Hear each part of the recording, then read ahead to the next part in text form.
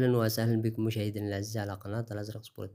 سنتكلم في هذا الفيديو عن موعد مباراة الهلال والاتحاد، وذلك يتابعون المزيد من التفاصيل والتحليلات حول هذا اللقاء المهم. ولكن فضلا وليس أمرا، اشتركوا في القناة وفعلوا جرس الإشعارات ليصلكم كل ما هو جديد.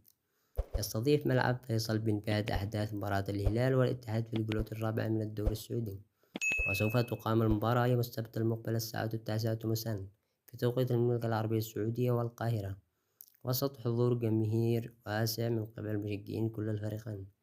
الجدير بالذكر أن نادي الاتحاد يأتي في الصدارة ترتيب الدوري بعد انتهاء الجولة الثلاث الأولى برصيد 9 نقاط حاصل عليها نتيجة الفوز في 3 مباريات، بينما يأتي الهلال السعودي في الترتيب الثاني بفارق الأهداف وبرصيد 9 نقاط بعد أن تغلب على الأندية التي واجهته خلال المباريات الثلاث الأولى له في الدوري، وذلك ستكون المباراة القادمة صراع من أجل البقاء في الصدارة لكل منهما. القنوات الناقلة لمباراة الاتحاد والهلال سوف تنقل شبكات قنوات الساسي الرياضي السعودي مباراة الهلال والاتحاد، كما يمكن مشاهدة المباراة على الإنترنت في تطبيق شاهد. أما عن معلق مباراة الهلال والاتحاد مشاهير القرني محمد حسين. والسلام عليكم ورحمة الله وبركاته. شاركونا توقعاتكم للمباراة في خانات التعليقات.